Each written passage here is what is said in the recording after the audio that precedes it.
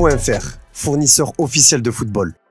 Bonjour à toutes et à tous et bienvenue dans ce nouveau JT Foot Mercato. On commence avec le focus du jour sur la Juventus, car la vieille dame est active sur le marché des transferts et elle lorgne notamment un gardien au Paris Saint-Germain. C'est une information de Sport Italia qui explique que la direction de la Juventus mène une enquête pour comprendre la situation actuelle de Gianluigi Donnarumma. Bien qu'un transfert semble très peu probable, les Bianconeri pourraient tenter le coup si Szczęsny venait à partir par exemple, ou si Paris ouvrait la porte à un départ. La Juve sauterait alors sur l'occasion et pourrait même proposer d'inclure Dusan Vlahovic dans l'opération.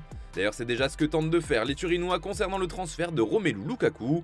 Selon les toutes dernières indiscrétions de Sky Italia, les négociations entre Chelsea et la Juve avanceraient bien, et les Blues seraient désormais ouverts à inclure Vlahovic dans la transaction. Cependant, pour l'instant, les Bianconeri demanderaient plus que les 35 millions d'euros qu'est prêt à lui offrir le club londonien. Pour l'instant, aucun accord donc, mais d'après le média transalpin, les deux clubs devraient continuer les négociations. C'est peut-être au milieu de terrain que la Juve cherche le plus à se renforcer. Il faut dire que même avec la prolongation d'Adrien Rabiot, plusieurs départs ont eu lieu dans l'entrejeu à l'issue de la saison. Et puis, difficile de faire confiance à Paul Pogba pour le prochain exercice. La pioche n'a joué que 161 minutes en tout la saison dernière. Les dirigeants cherchent donc des potentiels renforts et pensent notamment à Franck Kessié. Le Barça est vendeur mais le joueur semble préférer la première ligue. Pour essayer de faire pencher la balance en sa faveur, la Juventus propose même un échange avec Chiesa cette fois. Toujours au milieu, Théon Koopmeiners est dans le viseur des Turinois. Mais la concurrence est très rude sur ce dossier et l'Atalanta en demande au moins 45 millions d'euros. C'est pourquoi la Juve garde d'autres pistes en tête comme Lazar Samardzic. Selon nos informations, l'AC Milan est toujours sur ce dossier, alors que l'Inter et Naples réfléchissent à s'aligner sur le montant demandé par l'Udinese. Enfin, la Juve s'intéresserait aussi au jeune Habib Diarra de Strasbourg. Son prix est fixé à 20 millions d'euros par le club alsacien. La Juve chercherait aussi en défense, et si un intérêt pour Aymeric Laporte avait été évoqué il y a quelques temps, c'est maintenant au tour de Benjamin Pavard de faire son apparition dans la shortlist de la Juve. Les Manchester United et Manchester City sont également intéressés par le français.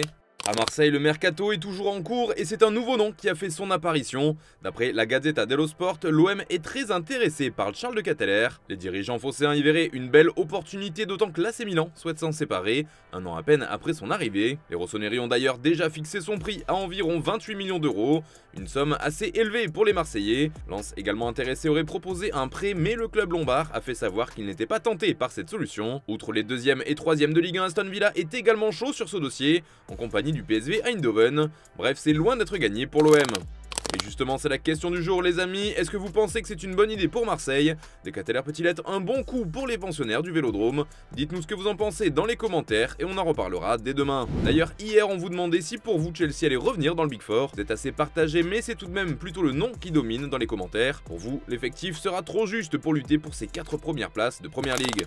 En Espagne, le Barça cherche toujours une nouvelle recrue à se mettre sous la dent. Si la piste Joao Félix a été évoquée par la presse espagnole, elle a rapidement été démentie car il serait loin d'être une priorité pour Xavi. Le journal Sport explique ainsi que le technicien ibérique a bien une préférence pour un joueur, c'est Bernardo Silva. Le problème c'est bien sûr le financement d'un tel transfert.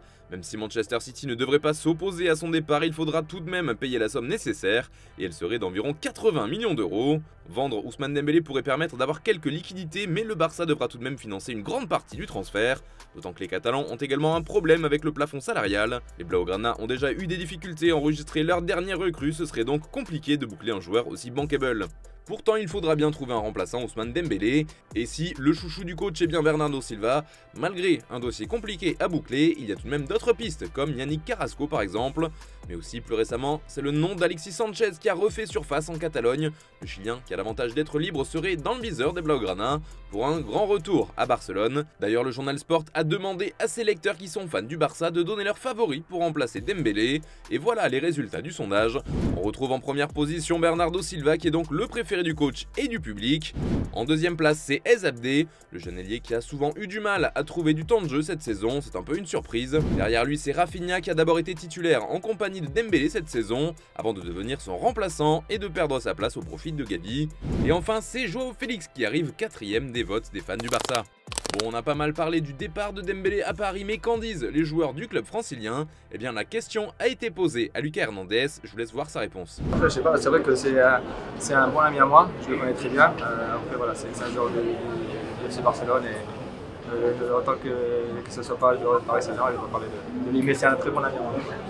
Bon, soyons sérieux, il a aussi évoqué l'état de son genou et son envie de découvrir la Ligue 1, et visiblement le défenseur français est prêt à en découdre. C'est vrai que ça fait un bon moment que je n'enchaîne pas des matchs, j'y vais petit à petit, mais je me sens très bien. On joue la vie très bien, je ne chauffe pas, il ne peut pas, alors je suis très content. J'ai fait un gros travail depuis le début de ma blessure et voilà, pour débuter la Ligue 1, je vais être à 200%. Oui, c'est un championnat auquel j'ai jamais joué. Je voulais un nouveau défi, je voulais une nouvelle aventure et c'est pour ça que j'ai choisi aussi le Paris Saint-Germain. Edinson Cavani a trouvé une nouvelle équipe ce week-end et pas n'importe où puisqu'il a signé à Boca Juniors. Ce lundi soir, il était présenté officiellement. L'ancien buteur du PSG portera là-bas le numéro 10 et en conférence de presse, il a notamment évoqué les raisons qui l'ont poussé à signer au sein de la formation de Buenos Aires. Yo creo que las cosas se dan muchas veces cuando se tienen que dar, por diferentes motivos. Una a veces toma ciertas decisiones, entonces llegado el momento, como hoy, se tomó la decisión de venir acá. ¿Por qué hoy? Pues yo creo que tenía ganas también de volver cerca de casa, y yo creo que no hay país que sea más parecido al nuestro que Argentina, y creo que no hay club como Boca para poder venir a seguir los últimos pasos de lo que puedan ser mi carrera. Petit tour des dernières infos foot mercato et le Bayern Munich qui discute avec le Séville FC à propos de Yacine Bounou. Le portier marocain est tout en haut de la liste des Bavarois et des discussions entre les deux camps avancent bien. Le club andalou ne retiendra pas son gardien mais réclame environ 20 millions d'euros pour accepter de le laisser filer. Une sacrée somme pour le Bayern qui hésite encore à mettre autant pour un gardien numéro 1 bis, car si Manuel Neuer va louper le début de saison, pas sûr qu'il laisse sa place de titulaire si facilement à son retour de blessure. Du côté de Paris, Colin Dagba pourrait bien trouver preneur cet été puisque d'après nos informations, des discussions sont en cours entre le PSG et Sunderland en vue d'un transfert définitif du latéral droit. À Montpellier, on s'active pour remplacer Eli Wahi qui est très convoité et d'après nos informations, c'est sur Meshak Elia que le MHSC a jeté son évolu. Attention toutefois à la concurrence avec Nantes qui est également très chaud sur l'attaquant des Young Boys de Berne. Et puis, c'est officiel, Fabinho quitte Liverpool pour rejoindre Al Ittihad. Le Brésilien rejoint ainsi Kanté, Jota et Benzema dans le club saoudien avec lequel il est désormais lié jusqu'en 2026. Le FC Nantes a officialisé l'arrivée de deux nouvelles recrues. D'abord Lamine Diack hier soir qui est arrivé en prépayant de 500 000 €,